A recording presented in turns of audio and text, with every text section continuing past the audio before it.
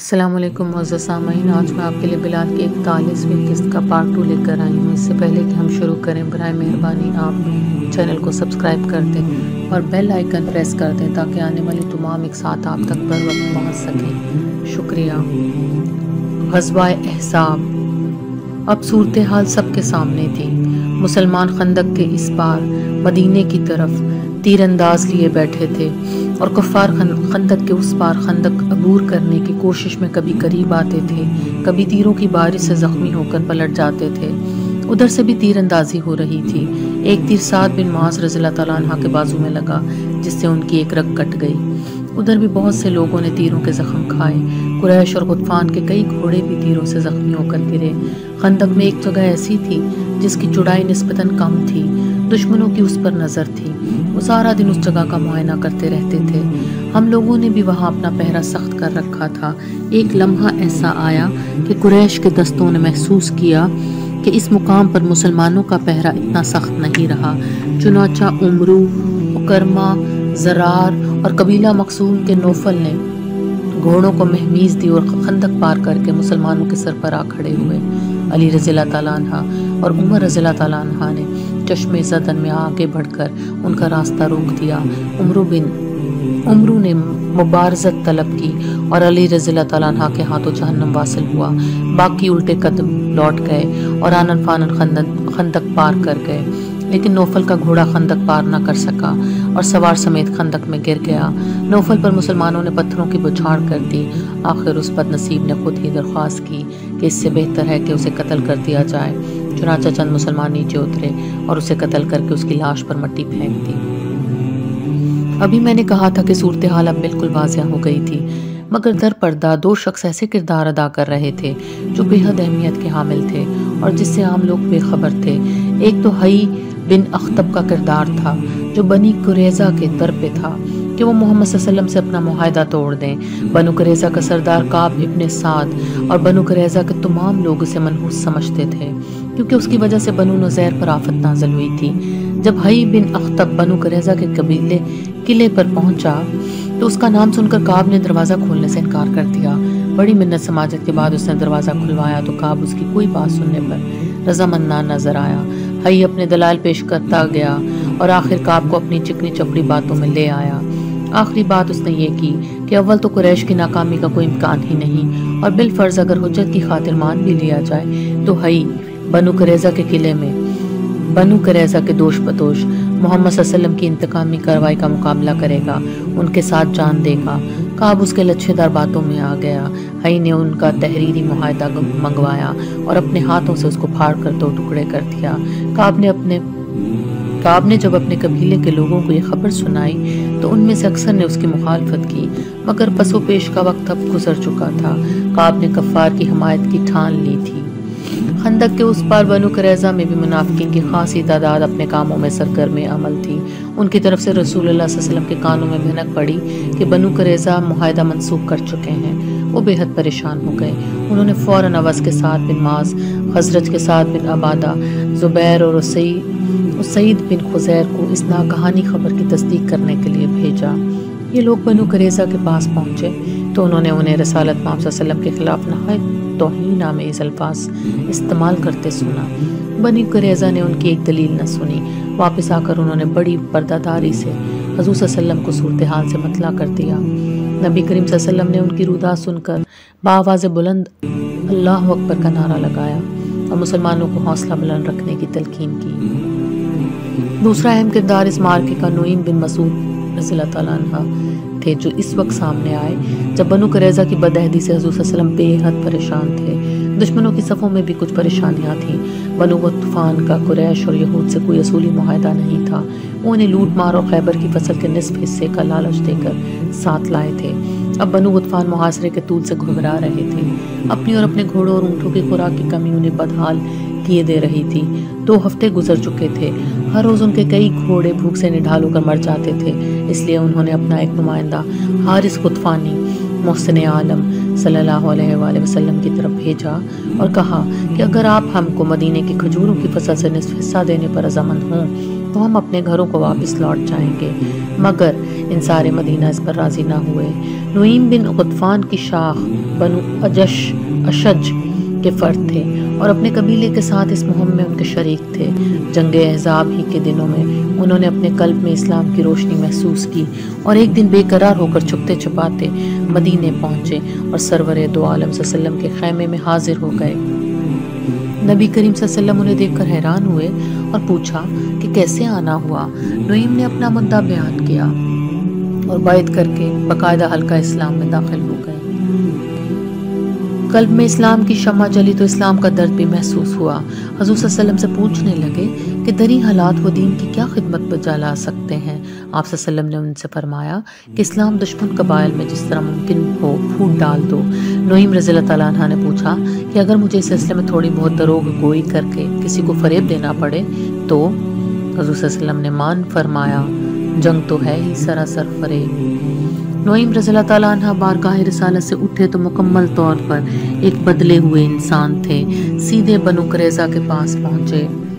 کعب نے ان کی بڑی آؤ بھگت کی، لیکن نعیم نے کہا کہ اس وقت میں اپنی خاطر تواضع کرانے نہیں آیا بلکہ تم کو ایک بڑی مصیبت سے خبردار کرنے آیا ہوں۔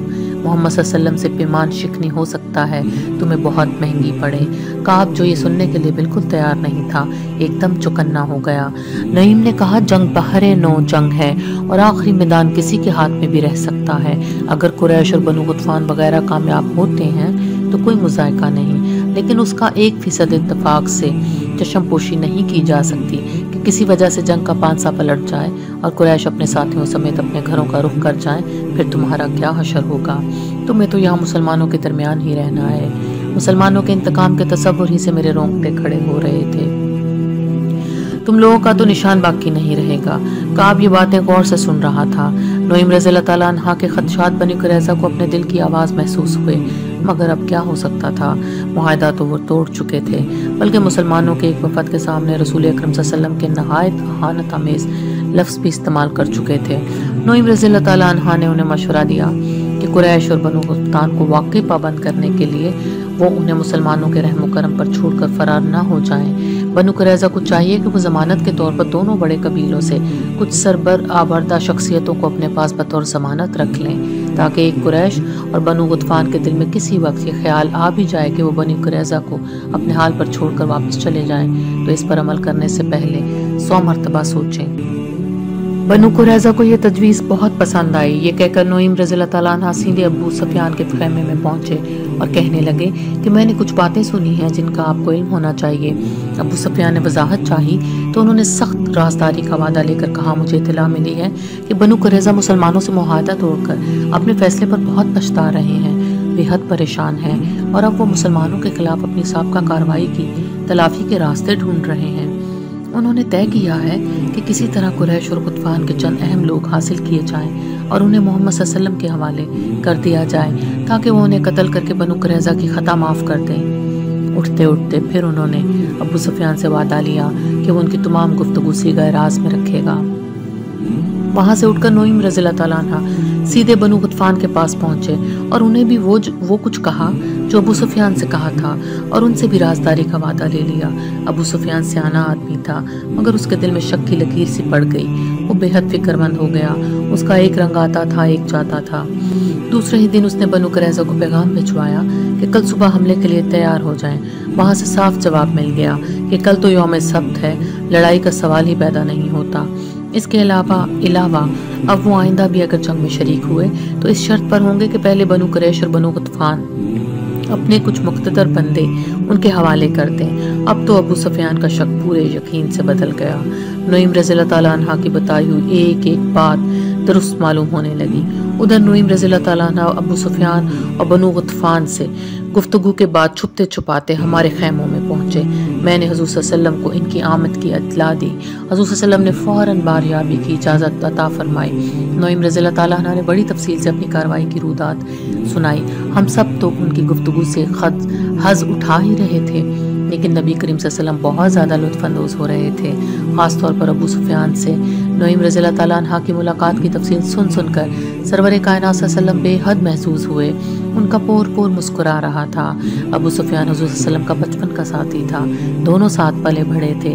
وہ اس شعلہ خو کے مزاج سے واقف تھے، اس کی کمزوریوں سے آشنا تھے، اس کی حد سے بڑی ہوئی انا کو جانتے تھے۔ انہیں اندازہ تھا کہ وہ جب کسی بات پر اڑ جاتا تھا تو کسی کی نہ سنتا تھا۔ خود سری جو خود پرستی کی حد تک بڑی ہوئی تھی، اس کے خمیر کا حصہ تھی۔ خود کو عقل کل جانتا تھا، اپنی غلطی تسلیم کرنا اس کے لیے تقریباً ناممکن تھا۔ حضور صلی اللہ علیہ وسلم بار بار نعیم رضی اللہ تعالیٰ عنہ سے تفصیل دہرانے کو کہتے، فرماتے اچھا تو جب تم نے یہ کہا تو پھر ابو سفیان نے کیا کہا؟ جب تم نے پہلے پہل بات چھیڑی تو اس کا رد عمل کیا تھا؟ تم نے پہلے پہل بات کیسے شروع کی؟ اٹھ کے آئے تو ابو سفیان کے چہرے پر کیا تاثر تھا؟ ہر بات مسکرا کر بار بار پوچھتے۔ ہم سب کے سر سے بھی ایسا محسوس ہوتا تھا جیسے بہت بڑا بوجھ ہلکا ہو گیا ہو، آویزش کی بنیاد پڑ گئی تھی اور دشمنوں کے درمیان ایک دوسرے پر اعتبار اٹھ گیا تھا، جو ان حالات میں ہمارے لیے ارحم الراحمین کا احسان عظیم تھا۔ اب ہمیں احساس ہو چلا تھا کہ دشمن کی مہم جوئی عملاً بے اثر ہوتی جا رہی ہے۔ 3 دن اور گزر گئے اور صورتحال میں کوئی تبدیلی نہیں ہوئی، صرف یہ اطلاع ملتی رہتی تھی کہ یہود اور قریش نے جو بھان متی کا کنبہ جوڑا تھا اور جس کو یہ یقین دلایا تھا کہ بس ایک دن کا کام ہے، مسلمانوں کو ختم کر کے لوٹ مار کریں گے اور فاتح و کامران اپنے اپنے گھروں کو واپس آ جائیں گے، وہ کنبہ اب بے یقینی کا شکار ہو چکا ہے اور ایک دوسرے سے منحرف ہوتا جا رہا تھا، اور اب انہیں کسی کامیابی کا یقین نہیں رہا تھا۔ ہمارے اپنے خیموں میں بھی بھوک اور سردی سے حالات دگرگوں تھے۔ خالق و مالک کائنات سے دعائیں مانگتے تھے کہ یہ عذاب جلد ختم ہو۔ نبی پاک صلی اللہ علیہ وسلم ساری رات عبادت اور دعا میں گزارتے تھے۔ پھر جو ہوا وہ تاریخ کا حصہ ہے، مجھے اس کی تفصیل میں جانے کی ضرورت نہیں۔ کیسے ایک یخبستہ رات میں برقو باد و بارہ کا طوفان آیا اور کیسے دشمنوں کا ایک ایک خیمہ اکھڑ کر ہوا کے تھپیڑوں میں اڑتا پھرا، کیسے دشمنوں کے سب سے بڑے سرغنہ ابو سفیان نے محاصرہ توڑ کر واپس جانے کا اعلان کیا اور کسی کے جواب کا انتظار کیے بغیر خود مکے کی طرف روانہ ہو گیا۔ حضور صلی اللہ علیہ وسلم کے حکم پر حذیفہ رضی اللہ تعالیٰ عنہ خندق کے اس پار گئے اور اپنی آنکھوں سے سارا ماجرا دیکھ کر حضور صلی اللہ علیہ وسلم کو سنایا۔ ہم سب نے کلمہ شکر ادا کیا۔ صبح رسول کریم صلی اللہ علیہ وسلم نے مجھے اذان دینے کا حکم دیا۔ اذان میں جب میں نے اللہ اکبر کے الفاظ ادا کیے تو خندق کے پار خیموں کی تباہی اور دشمن کی پسپائی کا منظر مجھے اللہ اکبر کی تفسیر دکھائی دیا۔ دھندلی روشنی میں صاف نظر آ رہا تھا کہ ادھر کوئی زیرو موجود نہیں ہے، تمام خیمے اکھڑے پڑے ہیں، چاروں طرف بکھرا ہوا سامان گواہی دے رہا تھا کہ غنیم کس افراتفری کے عالم میں فرار ہوا ہے۔ اسی موقع پر سورہ احزاب کی 9ویں آیت نازل ہوئی جس میں رب ذوالجلال والاکرام نے اس احسان کا بیان فرمایا ہے۔ اذان کے بعد اقامت ہوئی۔ ہادی برحق صلی اللہ علیہ وآلہ وسلم نے امامت فرمائی۔ ہر شخص دل ہی دل میں شکر کے ہزار سجدے کر رہا تھا۔ سب کی آنکھیں رحمان الرحیم کے کرم سے اشکبار تھیں۔ نماز پڑھ کر سب اپنے اپنے خیموں کی طرف روانہ ہو گئے، لیکن میں دیر تک اجڑے خیموں کی طرف دیکھتا رہا۔